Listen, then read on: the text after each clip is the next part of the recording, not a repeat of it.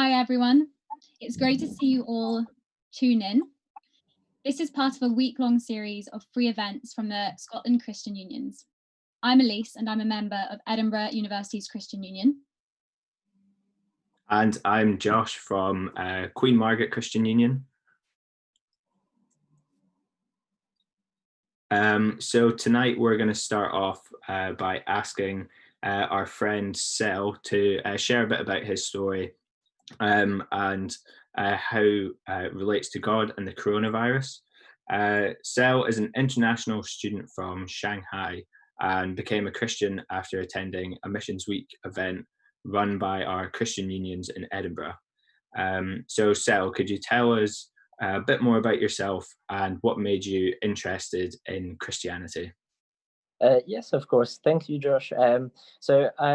Good evening. It's very good to be here with everyone who's watching. I'm just going to share briefly with everyone about how I became a Christian.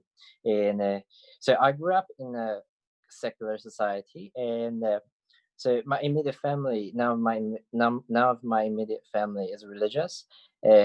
So growing up, I didn't have too much a religious influence.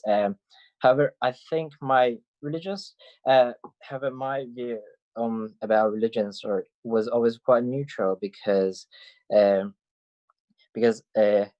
especially even even with Christianity in particular because many Christian art and history. So, however, I was always skeptical about it. Would like to know more about it, but always skeptical.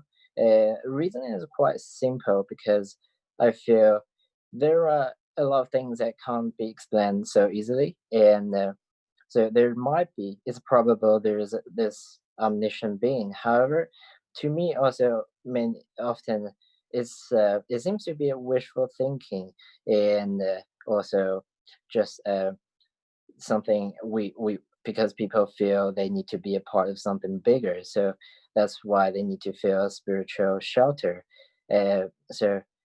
However, yeah, like I said, but I always find things related to Christianity very fascinating.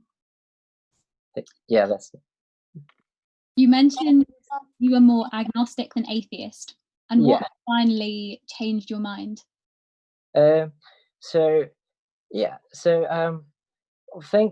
I think it's just the very nature of Christianity. It's because we have to believe in something that cannot be very easily verified, which I find very difficult. Like I said, I thought it was probable, but just couldn't be so sure. It wasn't until I started going to Bible studies about 10 months ago, and I became Christian about 4 months ago.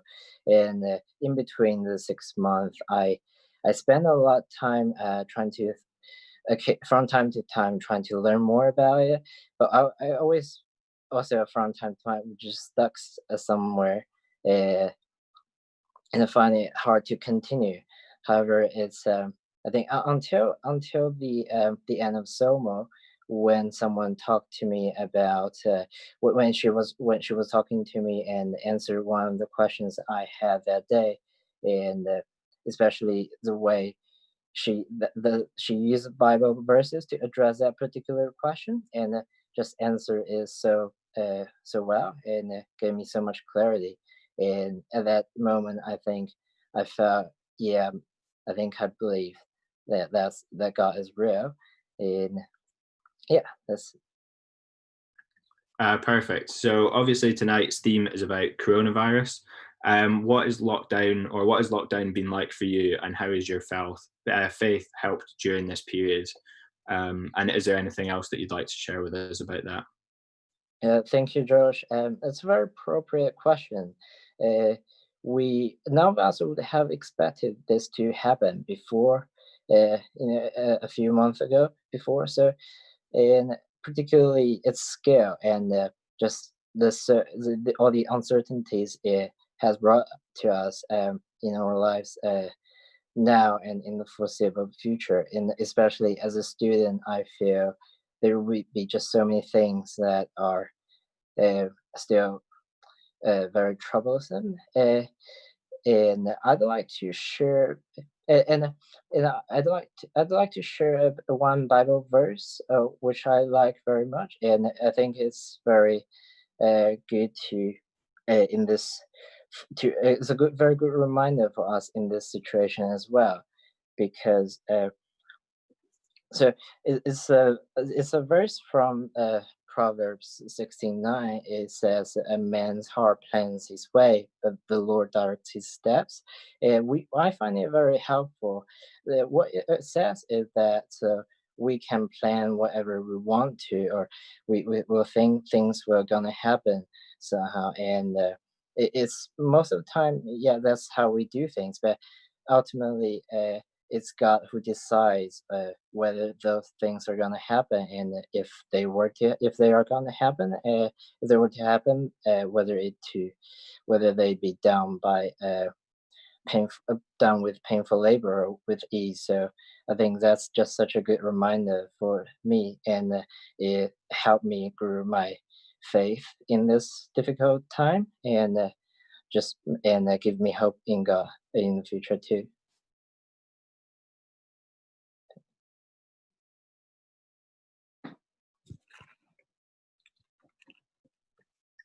Sorry, I think Elise might be on mute there. So we're now going to move, or sorry, do you want to take it away? Thanks so much for sharing, Sel. That was really great. We're now going to hear from John. If you have any questions, feel free to send these in during the talk or at the end as well, using the Slido link on the events page. You can put in any questions you have for John, and we'll get round to asking as many of them as we can.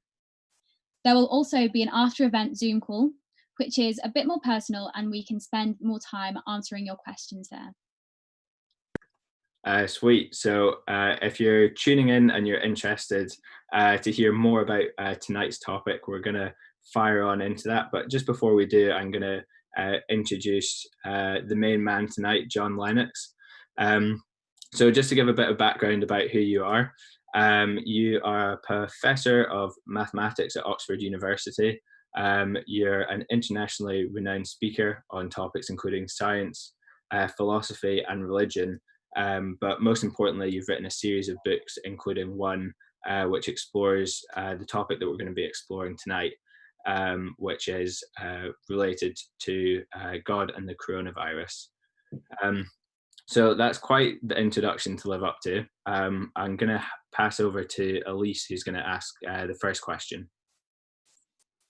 So the first question we have got is, God cruel to plan COVID? And if God is the creator of everything, he must have made the virus and the big evil events in the world. And how can it make sense for a good, just God to do this?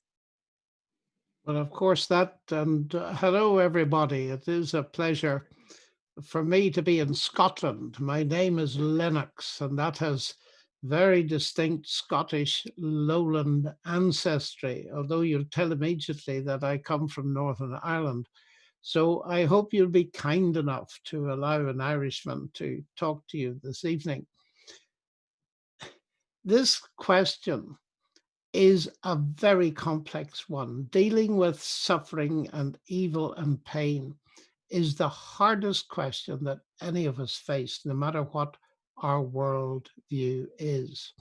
And we need to step back from it a bit, because to understand the context, often people will say, look, there cannot be a God if such things happen in the world, because God would stop it if he could. And the way you formulated the question was God planned it and sent it. I think it's much more complicated than that. Because think about it. Viruses are actually absolutely essential to human life. Many people don't realize that. Very few of them are pathogenic, but some are pathogenic. Now, what happened to have a universe in which this is possible? I arrived in New Zealand just a few days after the earthquake at Christchurch, faced with exactly the same problem, because earthquakes, why do they happen? Because there are tectonic plates that move. They're absolutely essential for life. We would have no oxygen if we didn't have tectonic plates. So the question that comes up is this: what do we know of the origins of what we call natural evil in the world? Most of us understand moral evil, the bad things that people do to each other. But what we're dealing with now is an example of what we call natural evil, which is a oxymoron, really, because uh, evil is a moral concept. But what we mean is things that happen where there are no humans driving it, in the sense that there isn't a group of people trying to kill off the world by sending the coronavirus. So the question is about the actual constitution of our world. Now, the biblical story is one that goes back a very long way. And we'd really need to have a look at some preliminary issues. But since you've asked this question, I'm going to try and answer it and give you something to think about anyway. And it's this, that it all started with moral evil. That is the question of relationship with God. And the story that the Bible tells, and it's a good thing to listen to it before you dismiss it, because many people dismiss it too rapidly, I think. And in general, I'd say to you this evening, to students, in your university time, do at least find out what Christianity has to say before you write it off. Because very often I find people don't actually listen to what it says. Now, most writers particularly, and I'm as interested in the humanities as I am in science, realize there's some sort of flaw, there's something wrong in human nature. Now, what the Bible says about that is it's traceable back to a moral rebellion against God. And when people chose not to obey God, then what is called sin, and we all know what it means, though we don't like the word, entered into the world. And what we are told is that brought with it damage, physical damage. And the Bible puts it this way. If you listen to St. Paul, he said, for as by one man sin entered into the world, and death through sin, and so death has passed upon all humans. That is, there's been a physical consequence, physical death.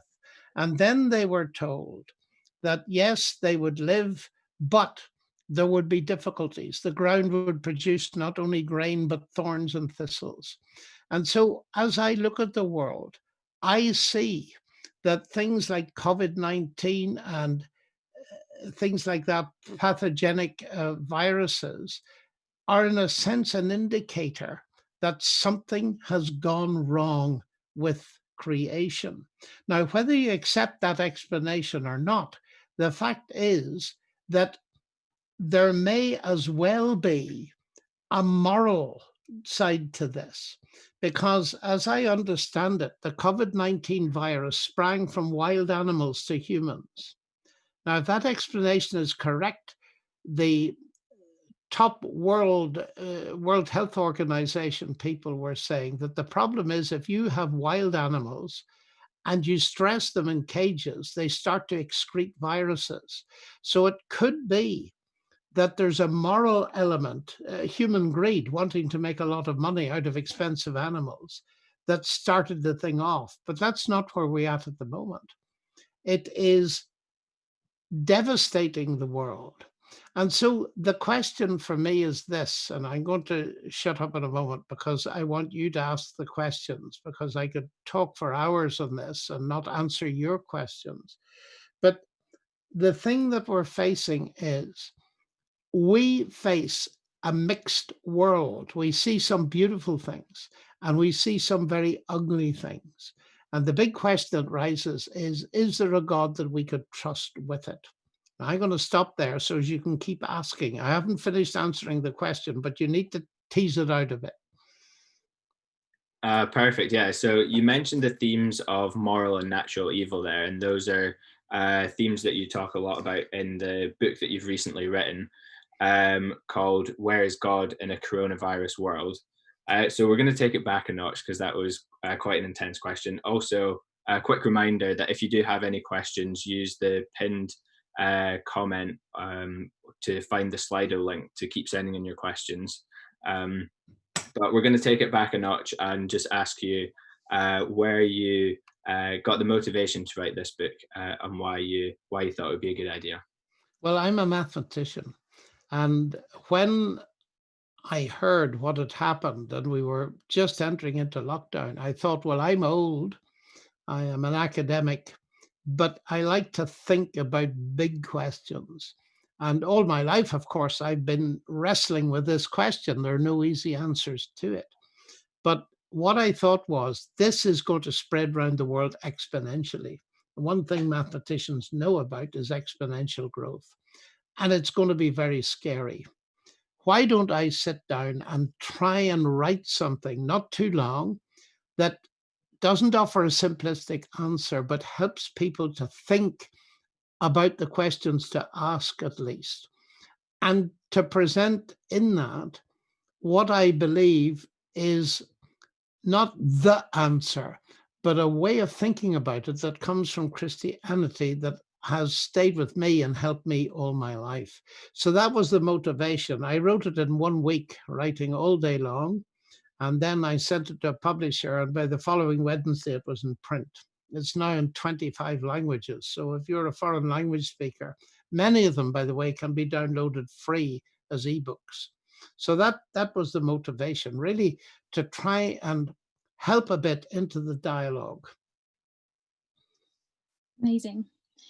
If anyone watching disagrees with anything that John is saying, we would love if you ask your questions and send them into Slido. That would be really great if you have any comments that you want to ask. Our next question is from an atheist skeptic. I think that if God exists, which I doubt, he could at most be only two of these three things: all-powerful, all-knowing, and kind. He either knows we suffer and wants to help but can't, doesn't know we suffer at all, or actively punishes us for evil reasons. Any thoughts? Yes, that's David Hume's question. And the way he phrased it originally, because it goes back centuries. Epicurus was a famous philosopher, and he put it almost like your friend did. And thank you very much for the question, by the way. I have spent my life chatting to folk who don't believe in God, because I'm always interested in people who do not share my view. Now, the question is this: if God is really all powerful and doesn't do anything about it, then he's malevolent. That is the way it was put by Hume. And if he's all good, then he clearly hasn't enough power. How can he be all powerful and all good at the same time? Well, let's step back and ask a related difficult question. And it's this: people say, couldn't an all-powerful and all-good God not have created a world in which things like this didn't happen? The answer to that is, of course he could, which may surprise some of you. You see, many people come to me and said, look, I know I'm flawed, but couldn't God have created beings that didn't go wrong? And I say, yes, and so can you. We can create worlds full of automata in cyberspace where there is no evil because they're morally neutral. Morality doesn't come up. But I say, do you realize you're wishing yourself out of existence? And they say, pardon? I say, look, the most precious thing about everybody who's listening to me here tonight, everybody in the world, the most precious thing is the fact, and you know it from your experience of life, is that you can enter into a relationship with someone else. And that comes about because you are able to love. That means you're able to hate as well, because God has gifted each one of us with the capacity to say yes or no. We often call it free will, although it's not unlimited. Now, I believe this is a magnificent gift, and it creates two possibilities, in fact, many more. But first, It means that we can be moral beings. We can choose good over evil, or we can choose evil over good. Secondly, we can choose to say yes to someone or no to someone. That is, we can develop relationships. Now, if you have a world like that, then you are building a world in which things could go wrong. If you want to wish yourself out of existence, that's fine. But I notice, you see, that parents face this question. I have 3 children and 10 grandchildren, some of them living in Scotland, by the way, and I think one of them may even be watching us tonight. But you see, when I held my first child, a little girl, I thought, you could grow up to reject me. I don't know whether you've ever thought of that. And she could, of course. She didn't. Why have children? Why produce beings that could reject you? Well, we all know the answer to that, because we feel the rewards of having a loving family and a relationship and learning what life's all about far outweigh the risk. Now, in that sense, God took a risk. And he's made a world in which things could go wrong. They didn't have to go wrong, but they did go wrong because humans chose the evil. Now comes the other side of it. You see, I didn't engineer this problem, nor did you. It existed long before any of us. My parents were good people, but they weren't perfect, and so on. And so the damage goes all down the line. Now, I'm not going to be able to put it right. The flaw in human nature or the flaw in physical nature. So the Christian message here is unique because God comes along and says, I know exactly, this didn't start with you. You can't put it right, but I have done something that you can benefit from quite freely as a gift. And you can receive forgiveness, a new life, and a new power. And this becomes enormously important when you're facing something like COVID-19. I may die of it. I'm locked down, have been for 10 weeks. I could get it tomorrow by an accidental collision with somebody else. But I have, through God's gift to me, I've got a power that COVID-19 can't touch.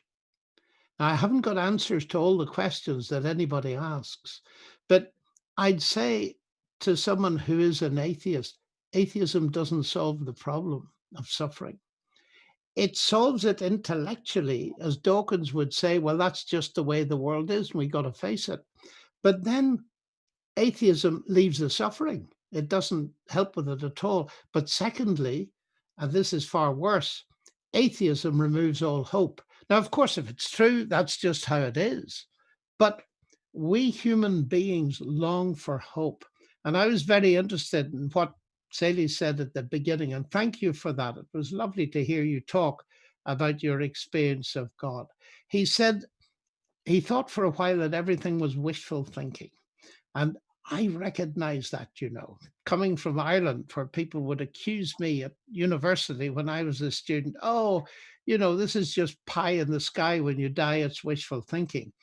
This is the old Freudian argument. But then I learned, you see, that if there is no God, then of course Freud was dead right. Religion is wishful thinking. But then I came across some very sharp thinkers that pointed out that if there is a God, atheism is wishful thinking. And Czesław Miłosz, who won the Nobel Prize for Literature, a Polish writer, said atheism is the great opium of the people, that it gets rid of the fear of having one day to meet God and account for your life. So as the German psychologist Manfred Lutz put it, if there is no God, religion is the opium. It's the great delusion. If there is a God, atheism is the great delusion. But Freud won't solve the problem for you, nor will any other psychiatrist. We have to look at the evidence. And I respect, and I have many atheist friends, but it seems to me that the extreme, and I'm not saying that the person that asked the question represents the extreme, but Nietzsche, who was a really hard atheist and took it to its logical conclusion, said if God is dead, then morality goes. And Richard Dawkins says the same. The world is just what we'd expect to find if at bottom there's no good, no evil, no justice. DNA just is, and we dance to its music. That is deterministic nihilism. But you can't live like that, because Dawkins knows he's a moral being. If there's no good, there's no evil, then we can shut up talking about the problem of evil. We all recognize it's there. Why? Because we're moral beings made in the image of God. So that's the way I would begin to approach this question. Perfect. We've got a response to what you've just been saying, but just before that, I just encourage you to keep on asking questions using the Slido link in the comments. But here's the question that someone has proposed to you. When you say we can choose good over evil, what is the objective evil and what is the objective good? And who decides it? If God decides it, then why have they decided it in the way they have? Well, it's a good question. It's an interesting question, actually. Who decides it? Well, the interesting thing is, although many people claim to be relativists and they say there's no absolute good and there's no absolute evil, I would disagree with that, as many other philosophers have disagreed with it, because I think we would all on this program agree that torturing babies is evil. There is a recognition that there's something that's absolute evil. And if somebody disagreed with that, we would regard them as needing a psychiatrist and seriously needing help. Now, there was a famous atheist philosopher in Oxford, J.L. Mackie, who made the point that if you can recognize an absolute, then there's a very short pathway to believing in a God who stands behind it. And the claim is that it's God, we are made in his image. And that's why, if you look around the world, you find a very interesting thing that C.S. Lewis pointed out in the 1940s. He said, in every culture, whether religious or not, whether it's atheist or not, whether it's pagan, Christian, Muslim, Jewish, Shinto, Hindu, all of them, they all have common moral values. And one of them is, interestingly, what Christians call the golden rule: do unto others what you would like them to do to you. It's everywhere. And I have a whole list of them somewhere. What does that tell me? It tells me that humanity would collapse if we didn't have that, if we didn't recognize that. When two human beings, and you'd find it in the student world as well, because you're all human beings, argue with each other, and you'll hear students say to the other, you shouldn't have done that. Have you ever thought what that implies? It implies that you, who are saying you shouldn't do that, think that the other students should share your moral values. In other words, you're giving witness to a moral value that transcends both of you. And it's St. Paul in the New Testament uses that as an argument to point out that really morality isn't so relative as some people think.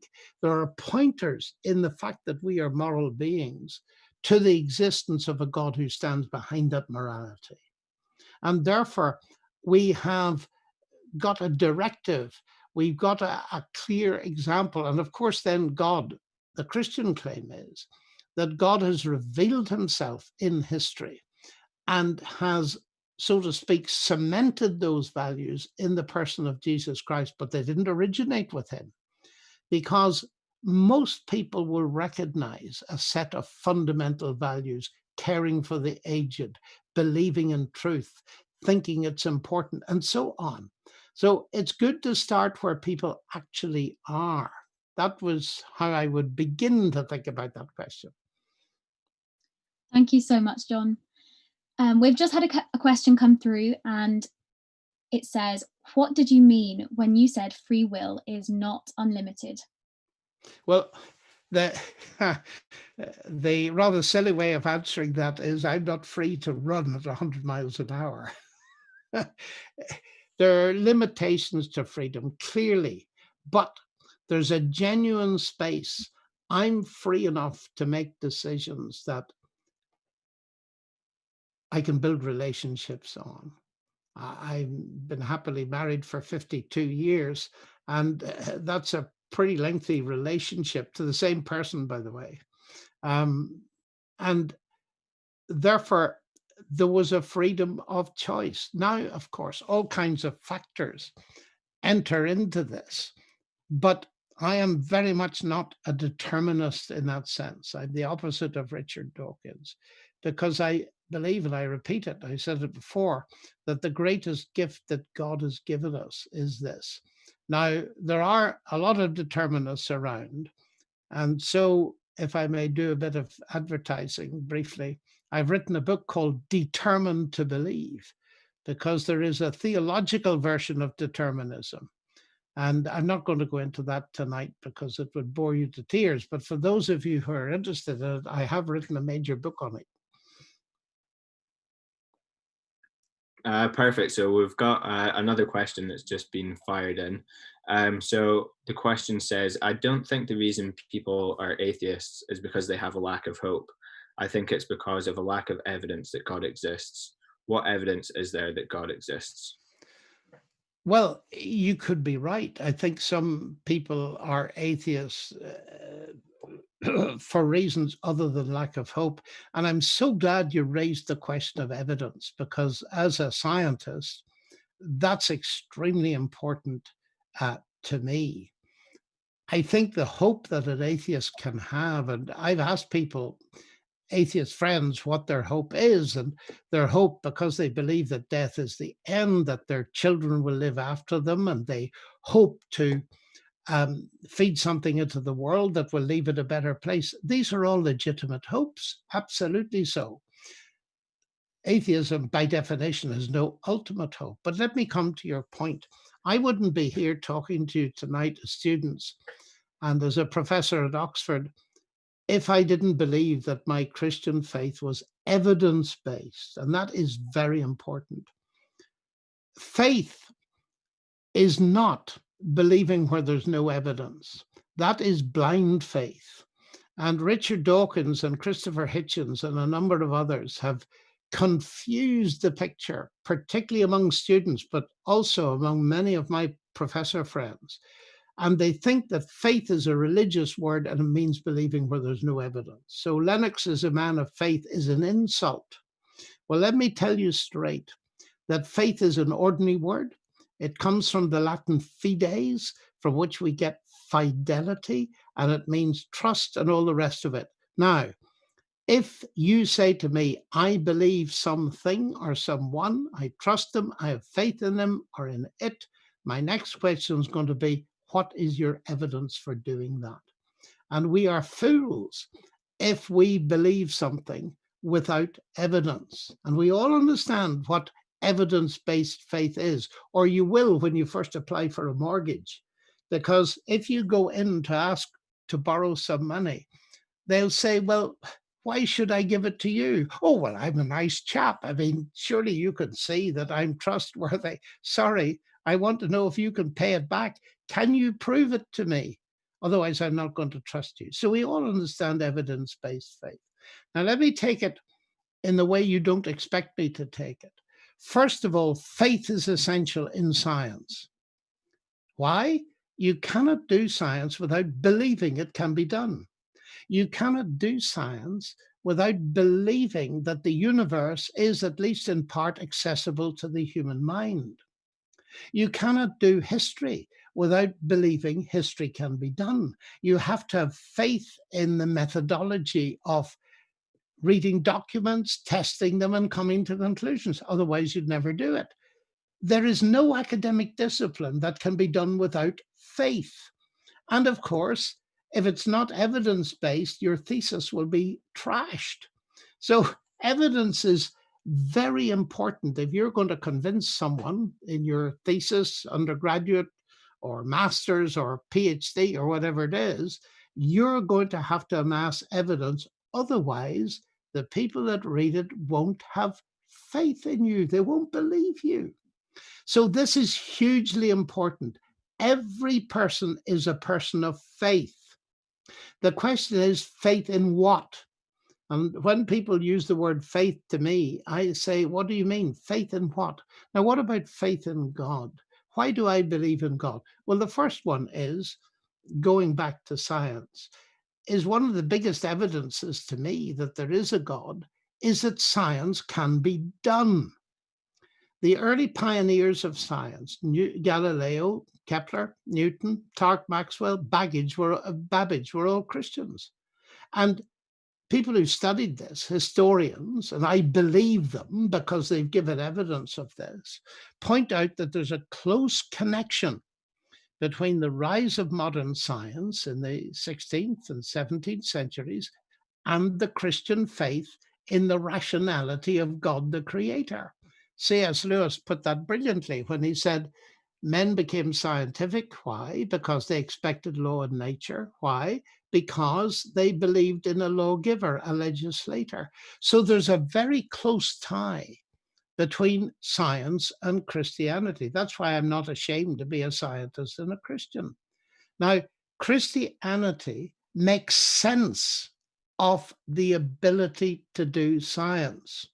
I want to argue that atheism doesn't, because I've asked many an atheist friend, what do you do science with? And they say, with my mind. But many of them don't believe in the mind, they just believe in the brain. That's okay for tonight.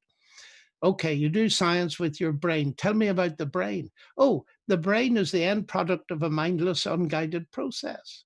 And I look at them and I say, and you trust it? Now I said, tell me honestly, and I've done this many times with some famous people. If you knew that your computer that you use every day was the end product of a mindless, unguided process, would you trust it? And the answer has always been no. So I say, I see you have a problem. Now, one of my reasons, or many of my reasons for believing in God, is that it is the explanation that makes most sense of what's going on. So I started at the level of science and intelligibility. I've mentioned morality, but then we can come down to a much more personal thing. Because you see, I believe that God is not just a theory, but a person. And if there is a God behind the universe, surely it wouldn't be surprising if he has created us in his image as speaking, thinking persons. He's not going to be less than that himself. And he's going to be capable of revealing himself to us. Now, this is a long story, and you can quiz the members of the Christian Union after I'm done, but it's very important to see what the Christian claim is. And at the heart of it is the claim that Jesus Christ, who lived 20 centuries ago on this earth, is God become human. That is God reaching down to us to show us exactly what God is like. And we can now enter the historical level and the experiential level. And we can explore that if you wish to, but I've probably said enough. So I start at the scientific level, and then I move on to the moral, and for all kinds of other reasons. And I've written about it. If you want to follow, just Google my name. I've got a big website with all kinds of stuff on it, johnlennox.org.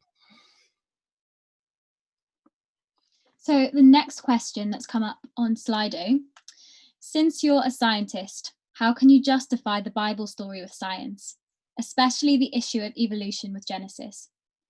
And from a philosophical point of view, how do your academic colleagues feel when you point big questions back to the Bible, which is ultimately man-made? That's about 4 questions. Big one. Yes. Well, how long have you got, folks? Because these are actually very important questions. Let me just do a little advert. Last year, the year before, I wrote a book called Can Science Explain Everything? To talk about the limitations of science. But let's have a look first. You mentioned evolution, biological evolution. Now, supposing everything that is said is true. I've no difficulty with what Darwin said. He observed something we can observe today, and he wrote it down brilliantly, actually. But can you deduce atheism from it? That's another very big question. I don't think you can, because evolution is a biological theorem. Atheism is a worldview. You can't deduce a worldview from a science. That would be my first thing. But then the second question, and it's a very provocative question, is can the Darwinian theory support the weight that's put on it? Now, I read a lot of biology. I'm not a biologist, but it seems to me very clear, especially from the recent big meeting 2 years ago at the Royal Society, that the neo-Darwinian synthesis is practically dead. It has been shown by leading scientists, most of whom are atheists, by the way, that it cannot bear that weight. So there are very big questions. That doesn't mean, by the way, that such people that question Darwinism do not feel there is a naturalistic solution to this problem. But so far as I can read, they haven't offered one. But my bottom line is you cannot deduce atheism from a biological science. That would be the first thing. Now, I think you asked, I don't know what the terms were uh, from the perspective of the Bible, because the Bible, Genesis story tells us in the beginning, God created the heavens and the earth. It doesn't tell us. And again, I'm afraid this is too long to go into a short answer. So I've written a book about that as well. It's called 7 Days That Divide the World, where I simply point out that from the perspective of the Hebrew language in which Genesis is written, the beginning is at an indefinite time in the past. And so Genesis starts telling us exactly what cosmology tells us, that there was a beginning. Now, I'm speaking to young people. You weren't alive in the 1960s, most of you, but I was. And I remember when people started saying, science appears to be telling us that there was a beginning. It was resisted fiercely in Britain. Indeed, by the editor of Nature, our most prestigious scientific journal, who wrote, we can't go down this route of there being a beginning. Why? Because it'll give too much leverage to people who believe the Bible. Here was the Bible. It's been saying for thousands of years that there was a beginning. Modern science got there in the 1960s. And there was powerful resistance against it. That's what I call a convergence between the Bible, which doesn't say much about creation and things like that. It doesn't talk a lot about the universe, but the things that it does say are extremely important. And that is one of them, that there was a beginning. And I would want to argue that some of these conflicts that we make up are actually, on inspection, they tend to dissolve. Now, you finally asked what my colleagues think when I point to answers from the Bible. Well, the way in which you do that is very important, because you will know as students that if somebody stands up in front of you and says the Bible says, you turn off immediately. So I will discuss ideas that come from the Bible without telling people where it comes from. And then when they find them interesting and say, where did you get that idea? I'll say, well, actually, it's in the Bible. The Bible, that's not possible, you see, but then it's too late. The problem is that we've been massively prejudiced against taking the Bible intellectually seriously. And one of my motives in life that drives me is to try to help explain it to people. That's why I wrote a book called Against the Flow about Daniel, to see how up to date scripture can be in analyzing the problems that Daniel faced at King's College Babylon 25 centuries ago, are very like facing the problems at any college in Scotland or anywhere else. So those have to be dealt with individually. This is just a Q&A, so I can only give you the beginnings of my response to it. But you'll find a great deal on my website and talks and lectures on these things.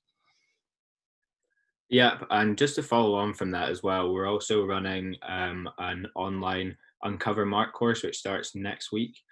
So if you are interested in any of the topics that have been brought up today, and you're curious to find out whether the claims of the Bible are actually true, you'll be joined by other folks from Christian unions across Scotland, and also people like yourselves that are wanting to find out about the bigger questions and the bigger claims that the Bible has to offer. And the way to sign up for that is there's a form that you can fill in, which is pinned in the comments. So if you want to fill out that, then and give us your information that way, that would be amazing. But we'll head into the next question, which is, humans have been known to use evidence and twist it to their agenda. How are you so sure Christians haven't done the same? By investigation. There's only one way. And you've got to decide for yourself. Of course, evidence can be twisted. The Bible can be twisted. Everything can be twisted. Do you believe everything you read in the newspapers? Well, probably not if you've got any sense. And as we grow older and mature intellectually and emotionally and every other way, we learn what we can trust. And, you know, dealing with students as I have done all my life, it's very interesting that very often, as our friend told us earlier in the evening, how he had became a Christian, it's through personal experience that is sensed to be real that changes many people. I gave a lecture at Harvard some while ago, and when I'd finished, there were questions on suffering and evil. And as I finished, a Chinese student stood up on the balcony. There were 2,000 people listening. And you can see it online, by the way. And he called in a very loud voice. He said, "Just look at me." And of course, we all did, because everybody heard him. And I thought, what is this about? So I said, still standing at the lectern at the front, I said, "Why should we look at you?" "Well," he said, "6 months ago, I heard you lecture at another university in another city in North America." And he said, "I was a student. My life was in a mess. I was in despair, all this kind of thing." And he said, "Just look at me." And he was radiant with joy and happiness. And of course, he then told us that he had, as he put it, met the Lord and he'd become a Christian. Now, I've lived long enough to see this happen again and again. I meet somebody, often a student, who's really having a rough time, and they feel there's no meaning in life, there's no hope, there's nothing. And we talk maybe, or we don't talk. But 6 months or a year or 2 years or 10 years later, I meet the same person and they're totally different. Alcohol dependence has been turned into food on the table. Broken relationships have been mended. And they tell me a story of joy, not without its problems and sorrows, but of joy. And I say, "Listen, what happened to you?" Now, they may put it in different ways, and it's interesting listening to them. They may say, "Well, I met Christ," or "I became a Christian," or "I met God," or many different ways of describing the same thing. When you see that happen again and again, you can add 2 and 2 and get 4. And you know that this is not manipulation or twisting evidence or anything, because it's the evidence that counts the most for us, and that is personal experience. Now, if it was one isolated incident, we might write it off, but when it happens again and again, and beyond that, when I have lived with this in a relationship with God through Christ for almost 60 years, in fact, over 60 years. And it's proved to be real in my life, my family life, with my children, and so on. Then you have no doubt about its reality. So there are certain things we can get to know. I honestly think it's a bit of an excuse to say things can be twisted. Surely you can judge certain things. Don't you trust your judgment on certain issues? Because that's one of the reasons for going to university, is to develop the capacity to judge things. So I would encourage you to test it. And if you want to test Christianity, Well, you're looking at various examples of it on the screen, and take the younger ones, not me, and quiz them and grill them and find out what makes them tick and what's behind their views, why they're putting on sessions like this. uh, Why do they bother? And it's because they believe that this message actually is not only true, but it has changed their lives. And they want to share it with other people, because if you found something good and you want to share it. John, if it's okay, we're going to try and keep going for another 10 minutes or so. We've got a lot of questions coming in. Okay, that's fine. 10 minutes is Thank you. about my limit. I'm older than all of you. Wonderful. So our next, we've got a challenging statement coming in on Slido. So John is promiscuous with theodicy, theodicy of free will, theodicy of the fall. What next? How do we begin to contradict his foolishness in 160 characters? That's what the Slido allows. Well, those are wild assertions. Promiscuous. What do you mean by promiscuous? That's a moral statement. And the second thing too, what do you do with that? I've no idea what you do with that. Those are wild accusations. And I would want it specified. Why? Promiscuous with theodicy. What on earth does that mean? It has no meaning for me. And if the person doesn't explain themselves, I can't say anything about it. I'm not sure either what they mean on that question. So I guess we'll just have to. Yeah, I'm sorry about that, but it sounds to me, if I can address the questioner, that you're angry about something. I don't mind you being angry, but you know, you're a student at a top university, and that is not a way to talk that will actually get you answering those questions. Now, you may feel strongly about it, and I will understand that. And if you're angry because of some experience you have, I would understand that as well. But that isn't a question. It's just a wild outburst. So if that was you, if you want to maybe elaborate back in Slido or something like that, I believe you might be able to comment under the question.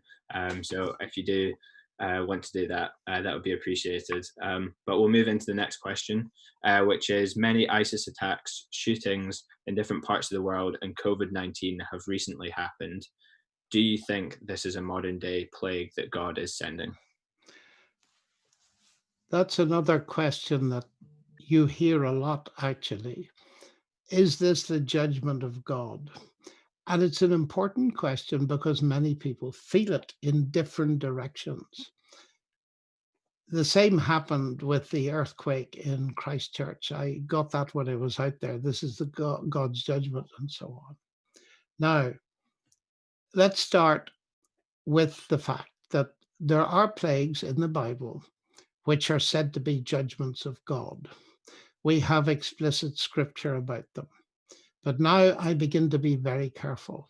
We don't have explicit scripture about COVID-19, not that I know of. Secondly, there's an incident in the New Testament where Jesus deals with this problem, this question you've raised, and it's a very important incident.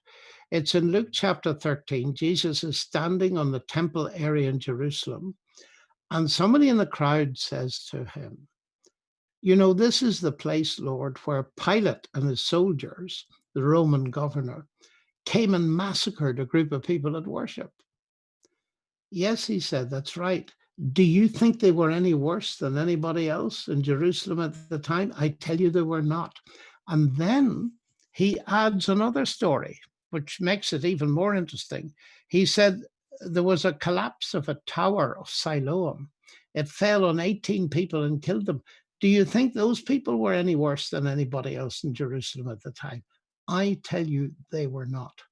Now, this, to my mind, is very important because this is the Christian answer, and I'm going to word it extremely carefully. It's this: when you see a moral disaster like the murder of these worshippers, or a natural disaster like the collapse of the tower on the 18 people, or the COVID virus, you cannot necessarily conclude or deduce from it that these people are worse than somebody else and God is judging them. Christ made that absolutely clear. And it's a warning to us that if you see somebody suffering, be very careful before you start saying this is the judgment of God, whether on a nation or a group or an individual. Because I have observed what happens when you do that. And when you do that, people don't turn to God. They turn on you and say, who do you think you are? Thinking that you know when God is judging and when he isn't. You're an arrogant so-and-so. It doesn't work. That's the first thing. Now, this does not mean that no illness can be a result of God's judgment.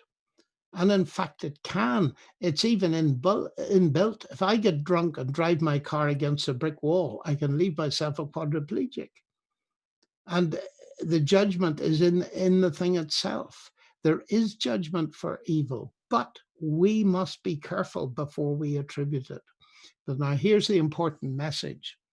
On that day, Jesus finished at the end. He said this, except you all repent, talking to the crowd around him. Except you repent, you shall all likewise perish. Now, what did he mean? He didn't mean that you've got a choice how you end life, either in a massacre in church or with a tower falling on you. He certainly didn't mean that. But I think what he meant was this, that tragedies and catastrophes raise the death question, the vulnerability question, the fact that we're not in control, the fact that if there is a God, we may have to meet him and so on. Now, we see that in amazing proportions around the world today. I hope you all realize that virtual churches are filled sometimes 10 or 20 times more than churches were before this happened. People want to know about God. Instead of it turning them away from inquiring about God, I understand, somebody gave me a statistic today that just in the last week or so, 25% of our population in the UK have turned to a virtual church service. Now, this is extremely interesting because it is showing us that something like this acts as a wake-up call. I'm not saying clouds of silver linings, no, but what I am saying is you cannot avoid thinking about death, eternity, God, and so on. We're in Europe at the moment, and for quite a long time, Europe has written God out of its constitution. It's not even in the constitution, the word God. And if people are turning to think about God as a result of all of this, well, it is at least one positive result.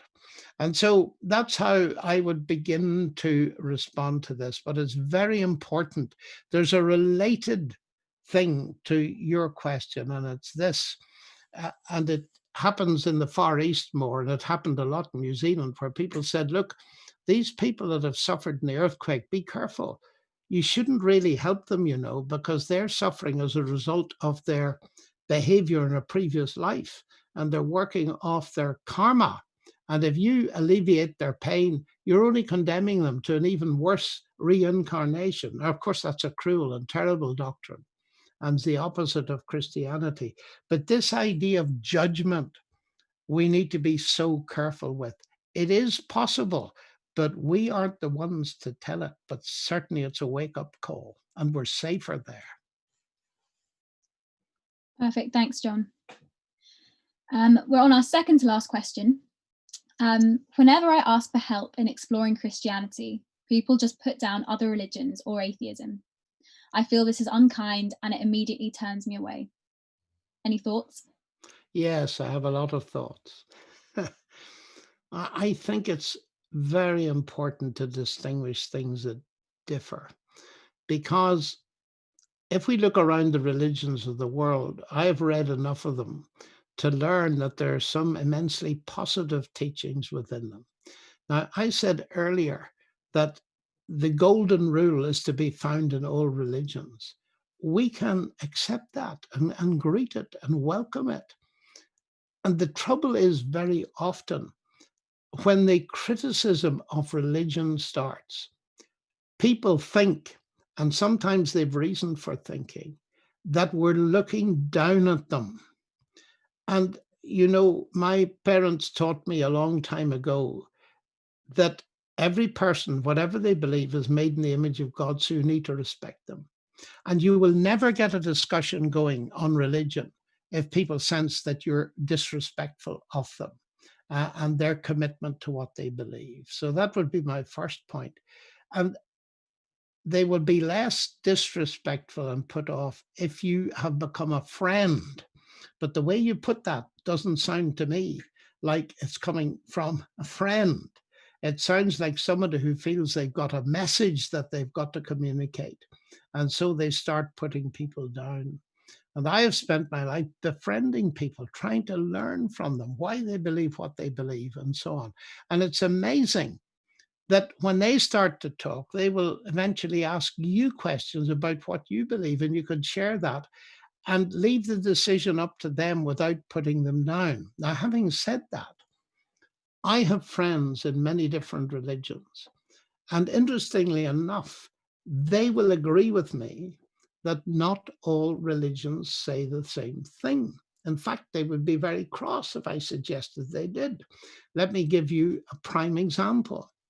My Jewish friends believe that Jesus died but did not rise. My Muslim friends believe that he did not die. I believe he both died and rose. Those three things are mutually exclusive. They can't all have happened. And everybody recognizes it. I find that the people that get nervous about discussing differences between religions are often Christians. They're not the members of the religions at all. And I think if we show moral respect for people, and sometimes our friends from other religions or atheists can put us to shame. There are examples in the Bible of pagans putting Abram to shame. He was totally embarrassed by finding there was a pagan king who had a higher moral standard than he had. And I really believe that if we show respect for other people, that we appreciate their moral standards and the way in which they live, then we can discuss these things. It's useless to try and discuss them as a put down at the beginning. You just will not get anywhere. And it doesn't show actually love. The thing is that I do firmly believe it's possible to talk truth and show love at the same time. It can be very difficult. Not playing down differences. And the final point I would make is this, that if you compare religions and ask what religions are, most people will tell you that a religion is a path, it's a way, and you follow it as best you can and get advice from gurus, priests, or whatever. And eventually you reach a judgment where God will assess your life. And if you've behaved well enough according to the rules, then God will accept you. Now, that is most of people's impression of religion, and I have it from the representatives of the religion. This is not my idea, it's theirs. And sadly, it is many people's impression of Christianity. But Christianity is utterly unique here because it is not a path to be followed to gain acceptance as a question of moral merit. Christianity tells us that however much I try to keep even my own standards, let alone God's, I can never merit his forgiveness or acceptance. Now that's utterly radical. And let me say this, Christianity doesn't compete with any other religion. Why? Because Jesus offers me something that no other religion offers me. And that is not waiting for acceptance at the end of life when I've behaved well enough, but giving me acceptance at the very beginning of the path. Why? Because I'm better than anybody else? No, because I'm not better than other people, because I need what's called salvation. I need forgiveness. I need rescue. And that is why he died and rose again. Now, this is utterly unique, so there's no competition here. And I love to share that with other people so they can think about it and ask themselves, what exactly is religion in my mind? Now, I could flesh that out, but I'm not going to. I explain that, by the way, at the end of my little book, Can Science Explain Everything? So we must learn to be respectful of people so that we gain their respect. Perfect. So we'll finish up with the final question here. But if you're keen to carry on this conversation and listen to the answers of any unanswered questions, then join us on Zoom directly after this for a live stream. You'll be able to find the link on the Facebook page or in the comments section as well.